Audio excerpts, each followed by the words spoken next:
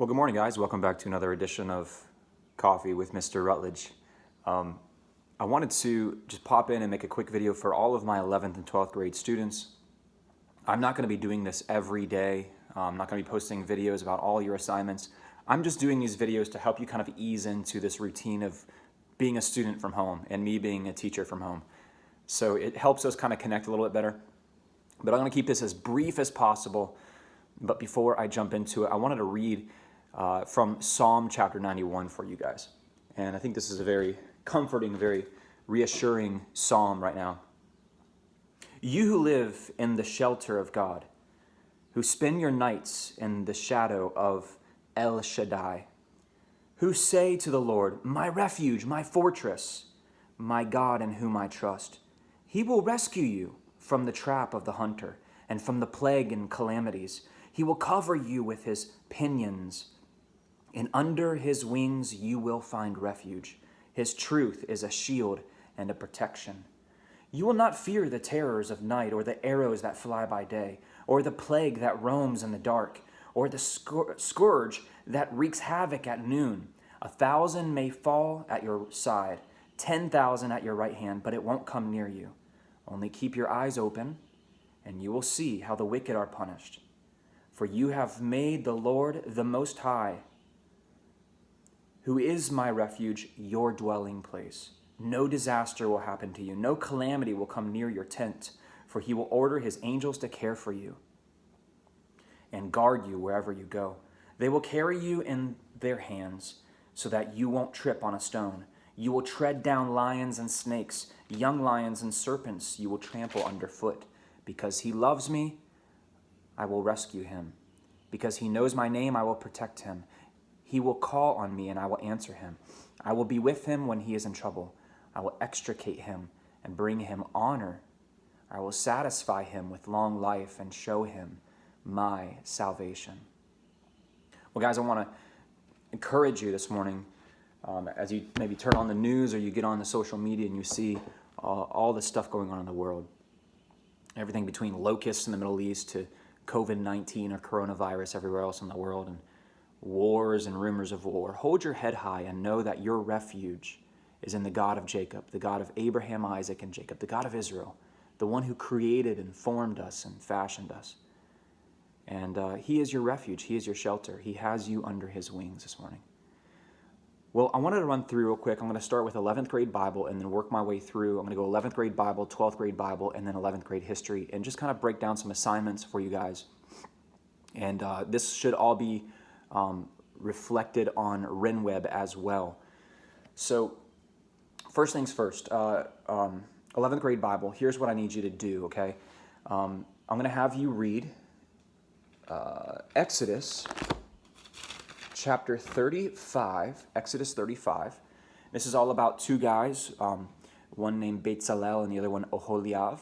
And I want you to read that chapter, and I want you to pull out and write down in your workbooks as many similarities and parallels between this man Bezalel and Jesus of Nazareth, okay? I want to see if you can find some parallels. I think there's quite a few.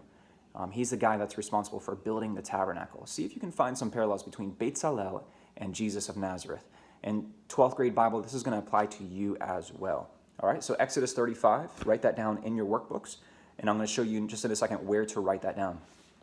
For 11th grade Bible, here's what I need you to do. You're going to read in your textbook, chapter 14, the first section, chapter 14.1, section 1. Why is there evil and suffering? And this is the chapter that we're on this week, and we're winding down your textbook. But I want you to read that section. Let's see, it's going to be pages 351 to 353, and stop right here where it says, everyone has a problem with evil. I want you to stop there, okay? So when you're done reading that, we're going to define what good is, what evil is, what suffering is. It's a really important chapter. When you're done with that, I want you to go over to your workbooks, and I want you to go to page 288 in your workbooks and answer the questions that are pertaining to that. It looks like it's just one question, actually. How does the Bible define good and evil? It's very important that we define good and evil according to how the Bible does, because the world has all kinds of mixed signals on what is good and what is evil. So that's going to be your assignment for 11th grade Bible today, okay? And so let's recap. Read Exodus 35, pull out any parallels you see between the life of Jesus and this man called Bezalel. Write them down on page 288 in your workbooks. You can just write them over here to the side if you want. And then read section 14.1 in your textbook, this book right here, and then answer number 1 in your workbook. When you're done with that, do me a favor and take a picture with your phone, okay? Snap a photo, and then put it in the homework drop, okay? That is in RenWeb under 11th grade Bible. You see that, the homework drop. And here's what you do if you're freaking out right now because you don't have your textbook. Be at school at 4 p.m. today, and I will be in the classroom, and I'll have all the textbooks and workbooks available for you guys. If you didn't pick yours up, that's okay. I'll be there for that 1 hour, and just swing by and grab your books, okay? All right, 12th grade Bible. Here's what I need you to do. Chapter 18 is what we're starting. This is the last chapter of your textbook, and this is the conclusion. What this is going to do is take us through the 6 major worldviews and review them with you guys. So you're going to read, I want you to read from textbook page 451 over to page 453 and stop at where it says secularism. You see that? So what we're going to do is we're going to kind of review Islam, and then really that's about it. We're going to learn again what a worldview is, and then we're going to talk about Islam and some of its major tenets, okay? So once you're done reading that and in its textbook, and again, if you don't have this textbook, be at the classroom today between 4 and 5, and I'll hook you up with one. After you're done reading that, I want you to go to your workbooks and answer questions 18, in your workbooks you're going to answer what is a worldview and what questions does it try to answer. And then you're going to answer number 2, what are the 6 worldviews studied in this book? Number 3, what are some of the key distinctives of Islam? Like what are the tenets of Islam? And number 4, what 3 main groups are there in modern Islam? Okay, how is Islam divided up in these 3 main factions? And then I want you to stop. So do numbers 1 through 4 in your workbooks in chapter 18. I don't have the exact page number. I'm sorry for that. But all right, so you're going to read your textbook sections, chapter 18. Like I just described, you're going to answer 1 through 4 in your workbooks, all right? Is it 1 through 4 or is it 1 through 3? Yeah, 1 through 4 in your workbooks.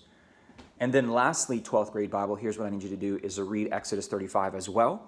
And you're going to pull out any parallels that you see between this man, Bezalel, and Jesus of Nazareth, okay? All right, 11th grade history. So everybody else, you can turn this off if you're not in my 11th grade history. Here's what I need you to do, 11th grade history. You're going to pull out your textbooks, and if you don't have this textbook, guess what? I will be in the classroom between 4 and 5 p.m. today, and you can pick yours up there. You're going to read pages 1286 to 1290, and this is all about a conflict that America is becoming increasingly involved in, which is the Vietnam conflict. It's not a war because we didn't officially declare it as such, but a lot of people call it a war. But the Vietnam conflict. I want you to read about the Vietnam conflict, and then I'm going to put this document, Google Docs, down in the description below. So click on that. You should be able to view it. You can print it out. You can save a copy of it, and then you can edit that copy of it, okay? When you're done with this, I want you to save it as a PDF. You go to File, Save As, and save it as a PDF. Download it to computer, and put it in the homework drop for 11th grade U.S. history, okay? Now, let me go through these questions real quick. Which European nation occupied Vietnam prior to America's involvement? Number 2, what are 4 parallels between the war in Korea and the war in Vietnam? Number 3, explain President Eisenhower's falling domino theory when it came to foreign policy. And number 4, why was the protection of Taiwan important to the United States in the midst of our growing involvement in Vietnam? Strategically speaking, why was it important that Taiwan be a democratic nation? And I'm going to give you a hint. Just look at the map. You'll see that'll maybe answer some questions.